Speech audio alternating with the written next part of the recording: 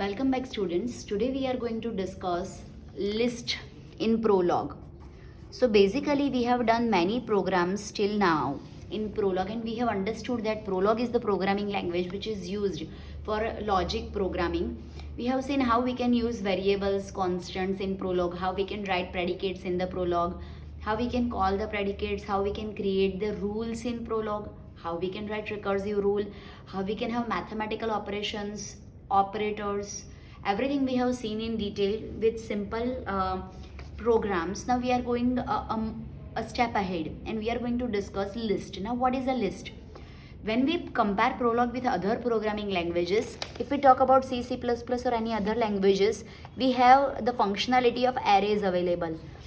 Arrays are used for making the combination of elements, or we can make the set of elements together. So whenever you want to refer to set of members or elements together, we'll be using that particular set as array. So whenever in Prolog we need to make a set of elements together, then we don't have any facility like array, but the kind of facility we have over here is called list.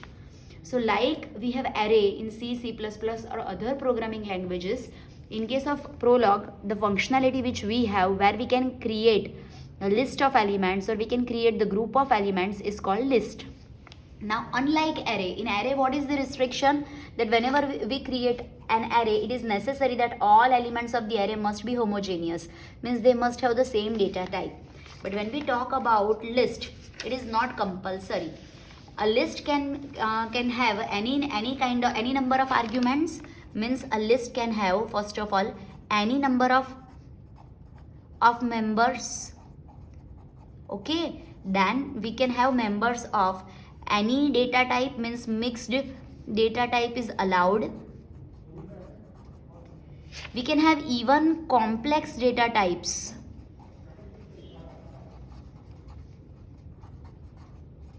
For example, we can have list, we can have terms, consequences, etc. inside a list.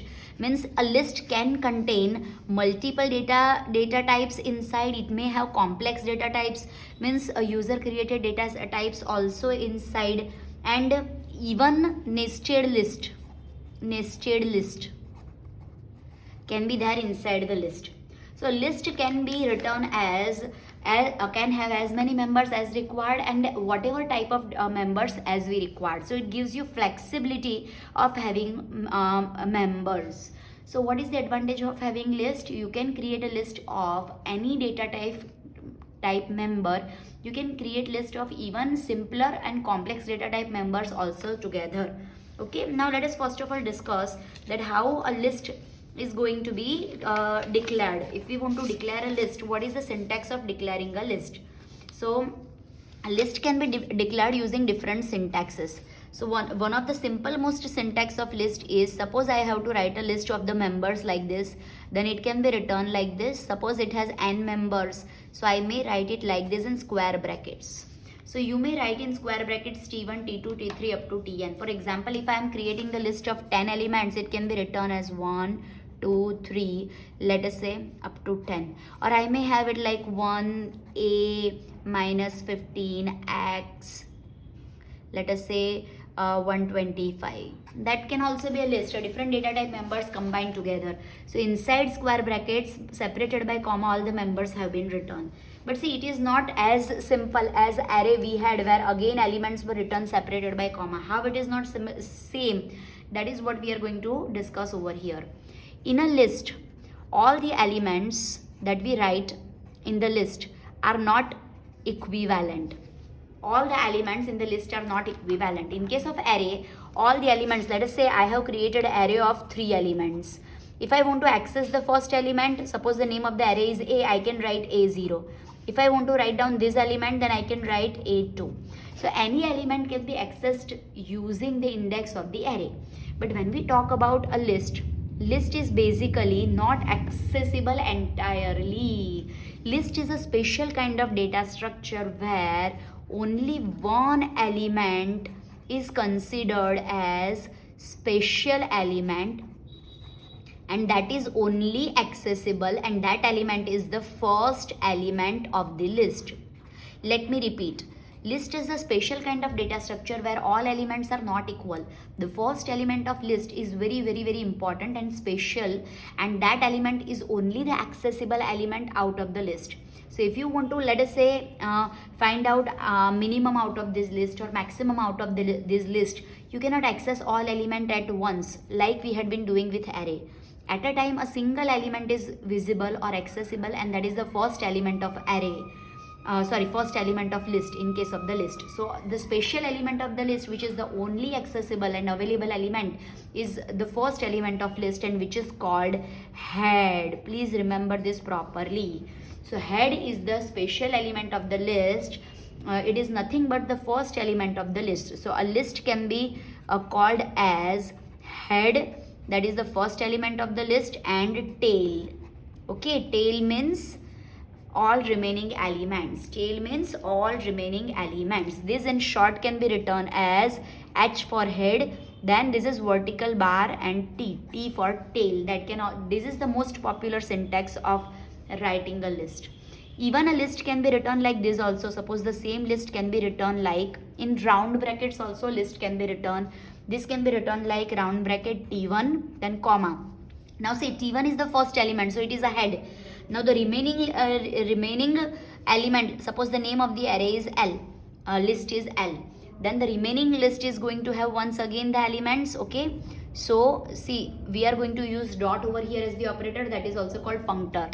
So the first element is T1, then again for the remaining elements means T2, T3, T4, the first element is going to be T2. So I'll write in bracket the first element is T2, then comma once again, then what I'm going to have first, once again dot indicates new list. So in the new list T3, T4, T5, which is the first element? T3. So I will again have T3 comma. Okay, once again dot means new list. So next list is T4, T5, the first element is T4. So once again T4 and so on. That way the entire list can be represented. So if I have to represent this list, this can be represented with the round bracket like this. First of all, I will have dot, which is called functor. Dot is called functor. Okay, so that indicates the first element is going to be highlighted over here after the round bracket. So this is the first element of the list. Now what is remaining list? This is the remaining list. So 1 comma. Once again dot. So as we have written dot, we are going to write the first element of remaining list. What is that? 2. So once again round bracket 2 comma, once again dot. So what is the remaining list? This. What is the first element? 3. So 3 comma. Okay, so that way the entire list can be represented. That is also one of the way, but this is not more popular. The most popular syntax which we are going to use over here is this one, where we are using square brackets for indicating head and tail. Again, head is the first element of the list and tail is the remaining elements. How we are going to use it. Okay, so this is how we represent the list. Now when I say head and tail, if I have to represent this list using head and tail, how I will be representing 1, 2, 3, 4, let us say 5. These are the elements, 5 elements of the list we are talking about. This is the list. Okay, and the same list can be represented like head, tail. Now mark well, this is vertical line, this is not slash, this is not forward slash or backward slash, it is vertical line, pipeline, we also call it pipeline symbol. Okay, so if we compare them, then this head is equivalent to the element 1, which is the first element, and this tail is all remaining element. As tail contains all remaining element, it can be written as a separate list. 2, 3, 4, 5. Are you getting this? This list is equivalent to the first symbol will be stored in H, and the remaining all elements as a sub list will be stored in tail T. So T will contain 2, 3, 4. As T itself is a list, once again the first element will be called head and the remaining will be called tail. Yes. So this can be represented like this. Let me show you. So it will be little more clear. Okay, so if you are having something like this, a list is like this. 1, 2, 3, let us say A, X, 5. This is your list. Okay, and you need to represent this in the terms of head and tail. How you are going to represent? What is the first element? First of all, the first element is 1. So the first head you are going to have is 1. What are the remaining elements now you have out of the list? They are 2, 3, A, X, 5. Okay, fine. So this is tail. This is your head and tail out of the list L. Now if we talk about this tail itself is a list. So what is the first element of it? The first element of this list is 2. So once again this only accessible element is 2, and the remaining list that you have over here is 3AX5. Are you getting this? Now once again this is your head and this is your tail of this list. Now tail again is a list. So once again only accessible element is going to be head element. So that is 3. So 3 is the available element, and then what you have over here? AX5 as the tail. Okay. Now again this is a separate list. As it is a separate list, again only accessible element out of the list is A. What is remaining list now? X and 5. Okay. Now again this is a sub list. This is head and this is tail. So X is the head element, which is the only available element, and now the remaining element tail will contain 5. So for this particular list, X is head and the remaining, that is 5, is tail.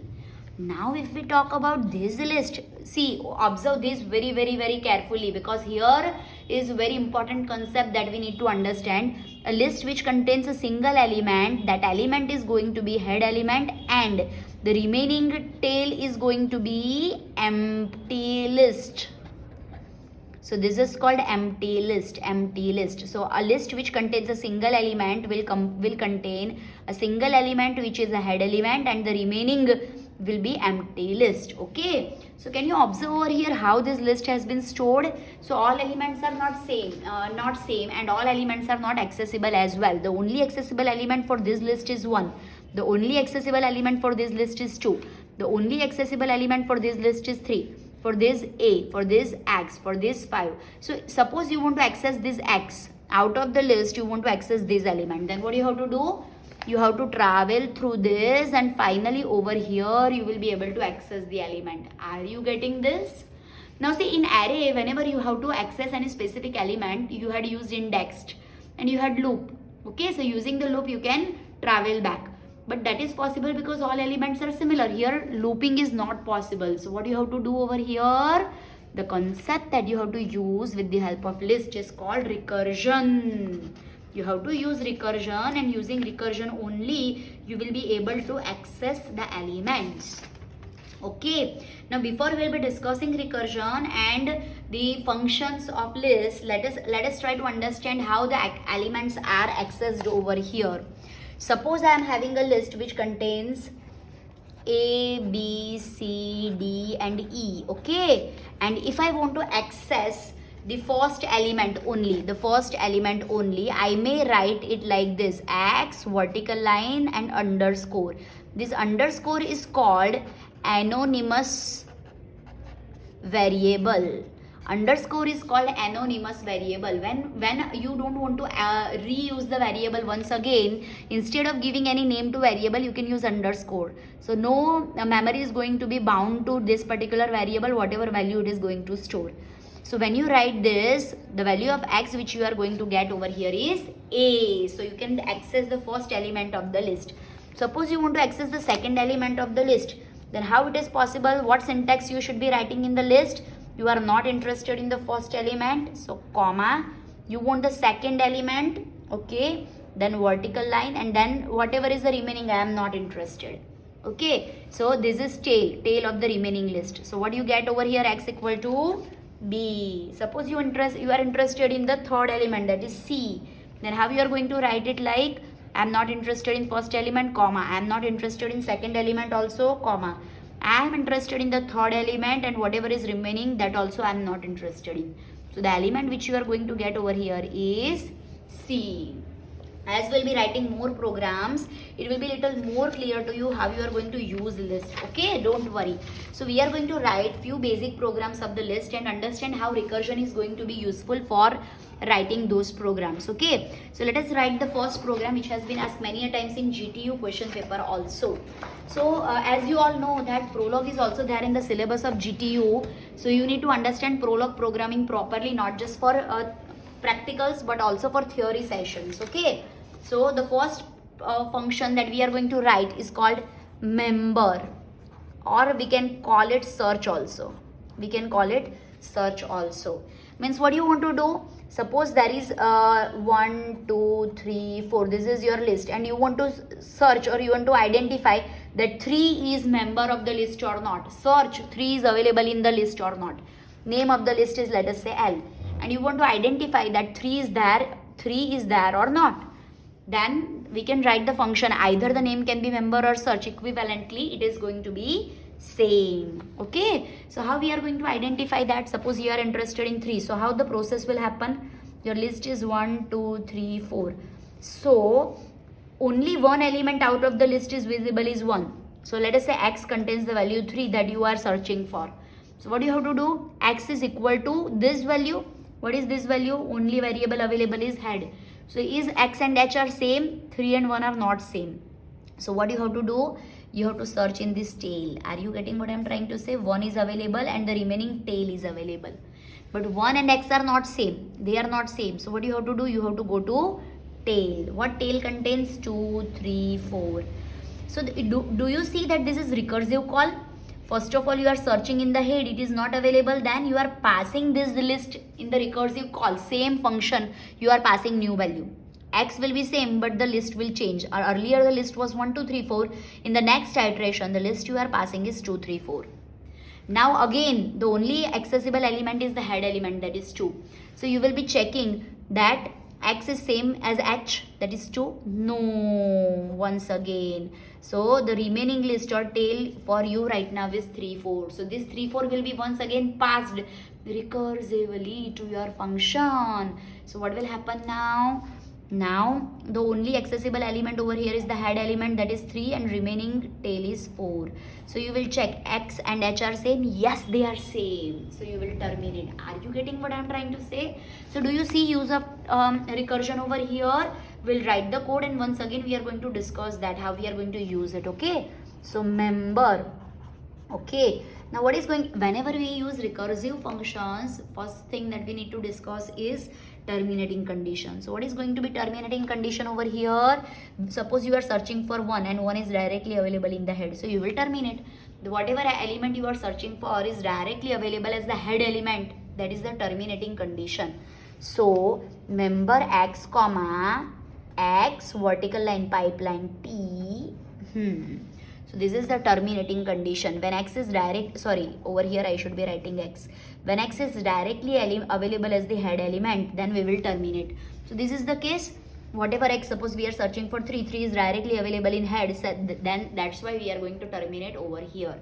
But if it is not so, means you are searching for 3 and head contains 1, then you have to recursively call. Once again recursively call, keep on calling recursively. So if this is not true, then it will go to the second call, that is member, okay, x comma h or t, means your, this is square bracket, okay. So we are writing a rule, recursive rule. So you are searching for x is not available in head, it is available somewhere in the tail. So what you have to do over here is, these are round brackets.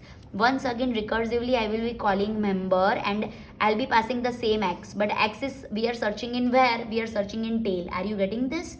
Now we are passing tail, new list as argument. So we'll be passing over here tail, simple, okay. So we are passing now this full stop. So this is what we have done over here also. Initially we checked that x is available directly over here. No, so this is not satisfied. It will go over here. 3 and h or t, means 1 2 3 4. So the first call says, let me explain over here iterations for this value. So your value is like member, x is 3, and then you are searching in h or t, where h don't contain 3. So what it is going to do? it will be searching for 2, 3, 4 recursive call. So member 3, and now it is 2, 3, 4 is passed as argument. Now this is a recursive call. So once again what it is going to do, first of all it will check over here. What it will check? It will check 3 is directly available as head. No, so this is not going to be satisfied. So once again a new call will be made. So what will happen in this call? Member 3 as it is, and now 2 is not matching, so remaining this is passed in the recursive call. So 3, 4 is recursively passed. Are you getting this? Now once again, as you are calling the function recursively, it will go over here, it will check that x is directly available in head. Yes, 3 is directly available in head, so it will quit, it will stop, and it will give you answer true. What is meaning? Meaning is that 3 is available in the list, this list, readily available in the list. Are you getting this? Now suppose you are searching for some value, let us say 10, which is not in the list. Then what will happen? See, the value of which you are searching for over here is 10. So 10 is not available over here, so we'll pass 2, 3, 4. Okay, 10 is not even available over here. So once again we are going to recursively call member 10 and 3, 4. Now we are going to pass 4. Okay, now it will compare 10 with 4 also, head, directly head, no and that is also not matching. Okay, now when you have a single element, that is equivalent to head and empty list. Are you getting this? So this match is also not found. So ultimately what is going to be? Member 10 and empty list. So it will give you false. Are you getting this? The match is not found at terminating condition, it will return you false. So this is how the same function member can be called search also, because we are searching for a specific value. Is this clear to everyone? How we are recursively calling this? Let us write one more program, so it will be little more clear. Suppose you want to add an element in the list, but at the first position only. Means your list is, let us say 1, 2, 3, and you want to add x equal to a, but you want to add at head position only in insertion at the head position. Then what you are going to do? Add x is the element that I want to add in the list, and L is my list. Okay, and what is going to be result that you are going to generate? X should be added where? It should be added at the head position. So isn't it equivalent to A and then remaining list, means 1, 2, 3 in the list? So this is going to be tail. Is it the same going to happen over here? So what is the result we are going to generate? We need not to even write the body. We can directly write it like, if X is need to be added to L in the head position, then the result that you are going to generate is X as the head position, and remaining tail will be the entire list. That's it, terminating condition. Simple. So how you can execute this? If you execute this, if you run this like this, let us say 3, 1, 2, 3, and you pass variable x, the answer that you are going to get is, let us say over here you have 4. Answer that you will get is 3, 1, 2, 4. Are you getting this? What you did here? 3 is the value which is going to be added at the head, and whatever new list is generated, that is your x. That is the third parameter that you have indicated over here. Clear or not? Okay, suppose we are interested in finding length of the list. Okay, length of the list. So length. Now length is directly available, so we will take the variable length 1. Okay, now suppose your list is empty. What is terminating condition for length predicate? That we have to discuss first. If the list is empty, then what is going to be length? 0. So length, if the list is empty, then length is going to be 0. That is what we will be writing first. Now we will be writing the recursive definition. Okay, if the list is not empty, list is not empty, then you will have head and tail in the list. And let us say the list, the length of the list, resultant list is n.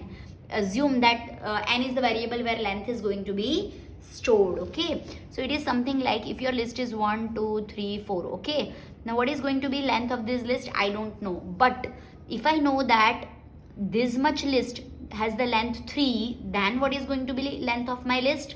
3 plus 1, yes or no? Yes. So how exactly we are calculating the length? See over here, if you access this list, then what will happen initially? The length is 0. So 0 plus 1, it is 1. Okay, the length is 1 for this. Now 1 plus 1, that is 2, so 2 for this. Now 2 is the length of this list, so 2 plus head element, so 3 is the length of this list. Now 3 plus 1, so it is 4 totally. Are you getting what we are doing over here? Empty list has the length 0. So for empty list, if you have a single element in the list, then what is going to be length? 0 plus 1, 1 for head element. Are you getting this? So this will be written like, if you don't know what is the length of the list, but you know what is length of the tail, because we are going to access that recursively. So what is going to happen over here? Length 1. Okay, I don't know what is length of the entire list, but I know if I assume that length of the tail is going to be some n1 variable, means length of this list is going to be 3, then I can assume the length of the entire list, it is going to be 3 plus 1. So if it is so, then n is n1 plus 1, full stop. So how this is actually going to calculate the length, let us observe that. Okay, suppose your list is a1 2x, this is your list. Okay, how it is going to calculate the list? First of all, it will check list is empty. No, it will go over here. The head element is a, the tail is 1 2x.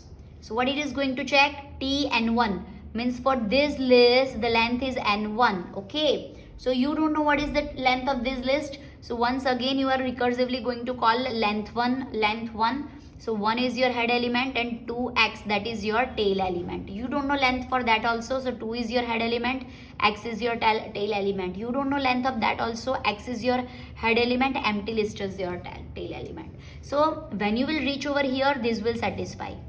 So what you get as the length means n1 is 0 for this. Now once the value of n1 is available, you will calculate this. So n is n1 plus 1. So for this list, the value of n is 0 plus 1 plus 0. So what you will get the value of n over here? 1. Now this will come a step ahead over here. So this 1 plus, here it will be 1 plus 1, so 2. Here it will be, once again ahead it will be 2 plus 1 3, and finally it will be 3 plus 1 4. Are you getting this? How this is going to execute, how it is going to calculate the length? Okay, so this is how length is going to work. Now we are going to solve one more example finally, and then we'll be discussing more functions later in the coming labs. Okay, fine. So let us see one more example over here. Okay, so suppose we are interested in calculating the last element of the list. So last element, so I'll execute it like if I'll pass something like this 1 2 3 4. Okay, I'll run like this. Is 3 last element of the list? The answer is no. This is square bracket, so it will give you false. But if I will execute it like this, last element 3 comma 1 3, is 3 last element of this list? Yes. So you want to write down a function that will get you whether the given element is last element of the list or not. So what is going to be terminating condition? Terminating condition is the element should be the last element over here, right? So how you will be checking? Can you access this element? No, you can access only this. So if you have this list, what you have to do? First of all, you have to check in head. It is same? No. As the last element, this x? No. So tail, in tail again you will check whether it is as same as last element. Yes, but that will happen only, that should happen only when the tail for that element is empty. Are you getting what I am trying to say? The element is called last element only when the tail is empty, not otherwise. So this is, you have to write in terminating condition. So how we are going to write this terminating condition? Last, we can say x is the last element of the list when that is the only element in the list, full stop. When you have only element in the list available as x, then it is the last element. If it is not, then what you are going to do? Check x in head or tail recursively. If x is not last element, means if it is the case, this is the case, then what you have to do? It is not available as the only single element is not there, then in the tail you have to check. So recursively you will be passing the value in the tail. So last the same x, and then what you are going to pass over here is tail simply. So this will satisfy only when, for this case this won't satisfy, because 3, when it will reach over here, the elements you will have will be 3 and 4, 2 elements, not the single element, so this won't satisfy. And finally you will have 3 and 4, so that will also not match, so it will give you false. So how we are calculating last element? The same element, if it is the only element in the list, then that is the last element. Or you can have you can calculate last element with head and tail and keep on searching in the tail until this condition is satisfied. So this is how we can calculate the given element is last element or not. The final function which we are going to check is delete. 1, 2, 3, 4. Suppose you are interested in deleting any element, but for sake of the simplicity we will be deleting the first element only. So if you are interested in deleting this first element only, how you are going to delete it? This is your head and this is your tail. So if you delete this, what is remaining? Simply tail. That's it. So that is delete. Are you getting what I am trying to say? If you have to delete an element, suppose you want to delete this, then what will happen? In that case, you have to keep on searching for the element. Means see, if you what is the terminating condition? 1, 2, 3, 4. Suppose this is the list. If I want to delete the head element, then what is going to be my answer? 2, 3. This is terminating condition. Okay, but suppose I want to delete 2, then what will happen? 1 will be as it is and 2, 3. Okay, this is my tail. Now this is the head that I don't want and this is the tail. Okay, so what I have to do, skip this and then concate them. So it is 1 and 3. Are you getting this? How we are going to write this? Let us see. So it will be more clear for this. Okay, what is terminating condition? Deleting from the head element. So if you want to delete x and x is directly available as head element, then what you have to return? T, full stop. Are you getting this? If x is directly available, then what you are going, if you want to delete 1, then what is the result available? T directly available, so T is the result. But if it is not so, then what you have to do? You want to delete x and x is not available in head, so it is some variable h, any other value other than x, then you have to delete it from T. Okay, so what is going to be resulting over here? See, h will remain as it is. Your first, the element you are not deleting will be as it is in the list, so h will remain as it is, but you will delete something from tail. Something will be deleted, so T will not be T, it will be something T1, some other value than T. So let us call it T1. Are you getting this? What I am trying to say? If you delete x from this list, it is not definitely h, so h will remain as it is, head will remain as it is, but from T you are going to delete something, so that list will be revised and it will be called T1. Now recursively, what simply you are going to do? You are going to pass this x, you are going to pass this T, from which you are going to delete, and the result will be stored in T1. That's it. That is how we are going to delete, right? So if we check it with the value, how we are going to check? Let us see with the same example. Let us say 1, 2, 3, 4 and I want to delete 3. Then what will happen? Initially it will check delete x comma xt, means is the element that you want to delete available as the head element? No. So what you are going to do? You are going to pass to delete the element that you want to delete and tail. So I'll be passing 2, 3, 4 and T1 as it is, because in which I want to store my result. Okay, so once again it will check this, that 3 is directly available in head? No. So once again a recursive call will be there and I'll be calling it like delete 3, and what is remaining, that will be passed as the list. So 3, 4, T1, yes. Okay, now what will happen?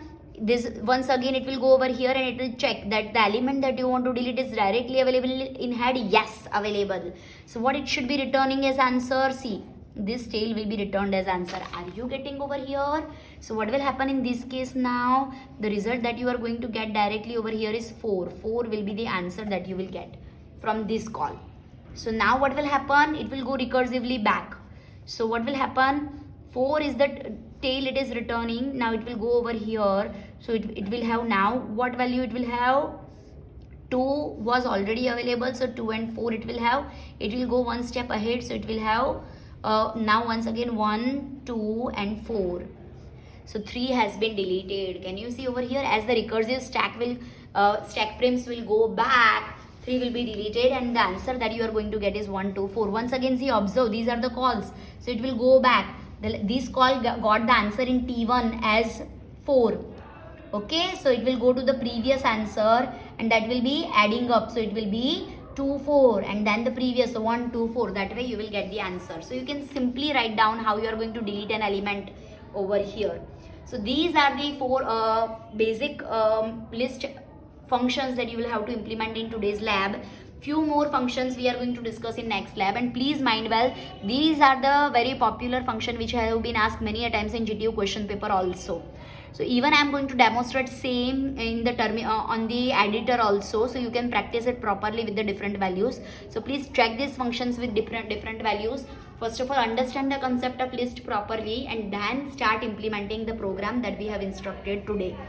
Keep performing the program. In the next lab, we are going to perform little bit complicated list functions, concat, reverse, sublist, and so on, which are again asked many a times, palindrome, which are again asked many a times in GTU question papers also, and practical exams also. So please, if you will practice this, then only you will be able to perform those programs. So please practice this program properly, understand the basic properly, and please try and dry run this. Why I am explaining this on paper, so you can understand how the recursive call is happening. This is not simple as array. A special element is there, then the tail is there, then keep on calling the recursive function until you will get the value in the head directly available. So please make your effort to understand the recursive call properly over here. If you don't get anything, then please don't hesitate. You can call me, you can join the meet once again, you can drop your comments under the video, you can drop the question in the mail, whatever mode you are comfortable with, but please make the concept of list very clear. This is very important for GTU as well as practical purposes, and it is very simple. If you understand, then there are only 2 lines of the code you write and you get 7 marks, and if you cram, you will definitely write wrong. So please don't cram and try to understand. Thank you.